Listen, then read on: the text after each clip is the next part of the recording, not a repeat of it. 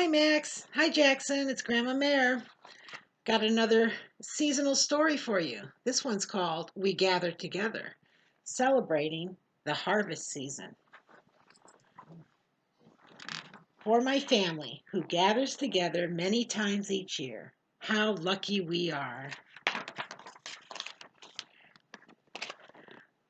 See the foxes?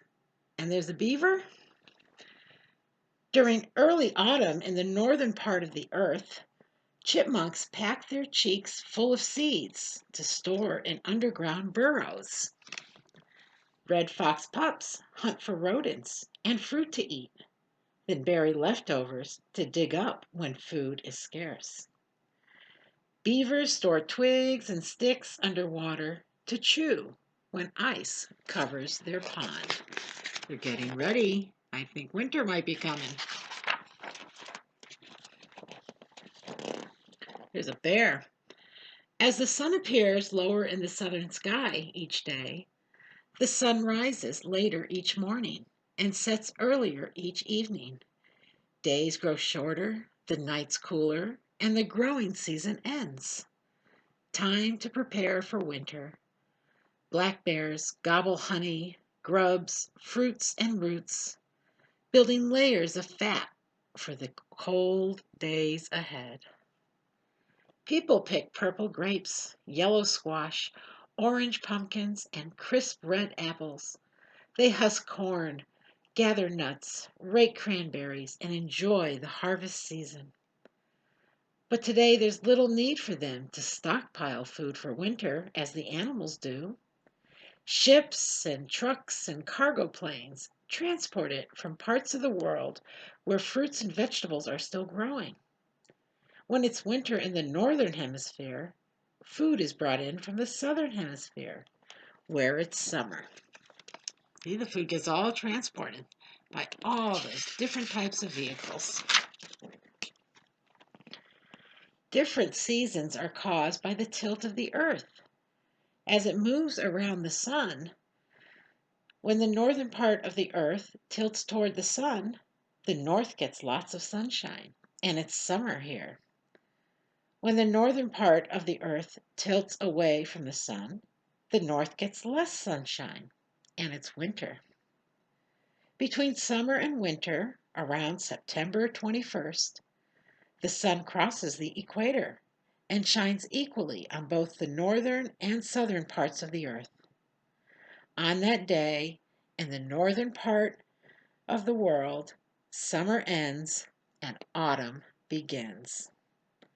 Day and night have equal hours all over the world.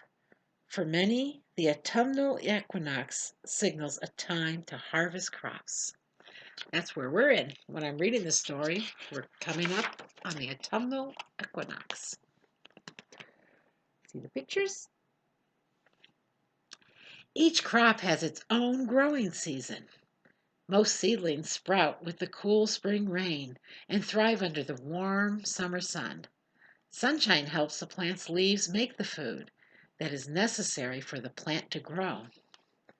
When autumn arrives, days are cooler. Plants can no longer make the food they need, and the growing season ends. Time to gather in the crops. Fruits and vegetables that ripen by autumn must be harvested before winter's freezing weather destroys them.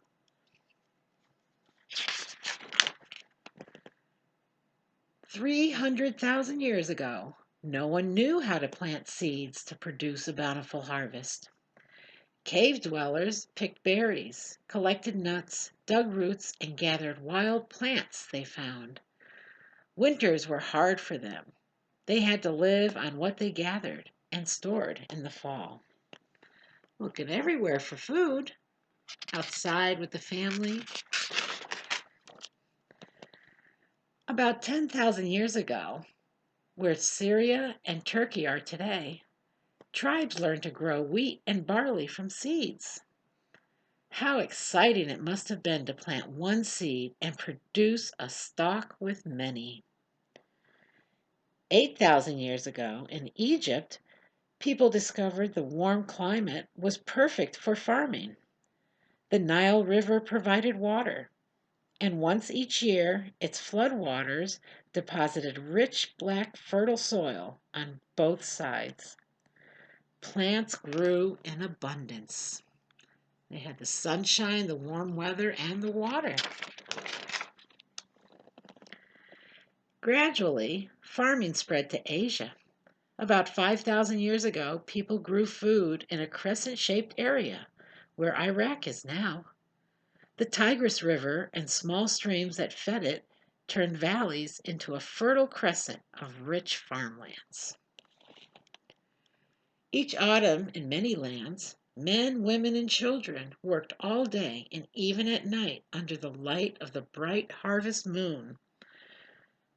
They cut rice, threshed wheat, and gathered bundles of barley. A good harvest meant plenty of food to eat in the fall, and more to store for days when food was scarce. Time to rejoice and have fun after hard, back-breaking work. Over the centuries, people celebrated plentiful harvest and passed down traditions at different times, in different places, and in different ways. All over the world, harvest celebrations from the past are still being carried on today. Jewish families have gathered together at harvest time for over 3,000 years to celebrate Sukkot. During this 8-day festival of Thanksgiving, they wave palm, myrtle, and willow branches, then point them in all directions to show that God is everywhere. Some Jews build a hut called a sukkah, like the ones farmers once stayed in to be near their crops during a busy harvest. They decorate the huts with fruits and vegetables, then invite friends and family to share food and friendship. Sounds like a fun time celebrating the harvest. People in southern India have celebrated Pongal, a 4-day rice festival, for over 2,000 years. On the first day, they decorate their front doors with rice flower designs and give thanks to the rain gods. On the second day, they cook pongal, a sweet rice pudding, and offer some to the sun god. On the third day, they honor their cattle to thank them for pulling the plows. The fourth day, families and friends gather on riverbanks to dance and enjoy a bountiful feast, including, of course, freshly harvested rice. Another fun celebration. The people of Japan have held rice festivals for about 2,000 years. In spring, girls dressed in kimonos plant rice, while musicians play bells, drums, and flutes.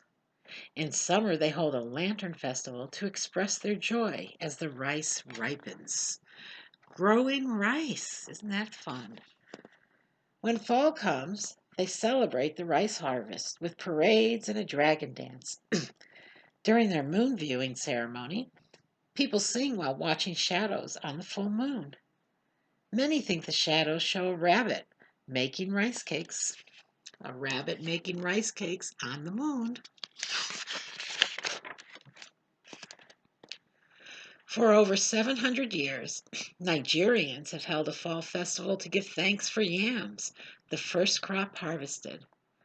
On the night before the festivities begin, the old wrinkled yams are thrown out. The next day, new yams are offered to the gods and ancestors in appreciation of a successful harvest. Dancers wear raffia skirts and masks that portray turtles, lizards, trees, and the sun or moon to celebrate a cycle of nature. Look at those fun costumes and dances. Hundreds of years ago, the English believed that the spirit of their wheat lived in the last bundle they cut. In each field, they twisted it into the shape of a doll. Since they called wheat corn, these dolls were named corn dollies. Corn dollies. They were hung in barns or churches during the winter, then plowed back into the earth in the spring to ensure a good harvest in the autumn. People still make corn dollies just for fun.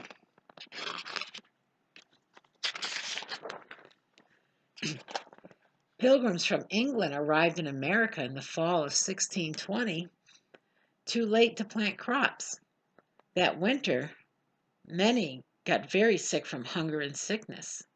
When spring came, the surviving pilgrims sowed wheat seeds. A Native American tribe, the Wampanoags, showed them how to plant maize or corn. The following autumn, the harvest was fruitful. The pilgrims planned a celebration to share this blessing. Wampanoag men hunted and killed 5 deer to bring to the feast. The pilgrims stayed busy too. Men brought ducks, geese, turkeys, fish, and oysters. Women prepared cornbread and cranberries, while children turned meat on spits over an open fire. Games and feasting lasted 3 days. That's like our Thanksgiving. Bountiful harvests have been celebrated since earliest times. People all over the world still celebrate a fruitful year of farming with fun, feasts, and festivals. They enjoy corn, rice, yams, apples, pumpkins, cranberries, and other fruits and vegetables of the harvest season.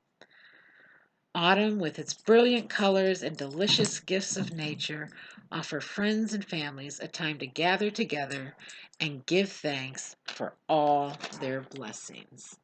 And give thanks for all their blessings. I give thanks for my blessings of Jackson and Maxwell. Grandma Mare loves you. Talk to you later. Bye.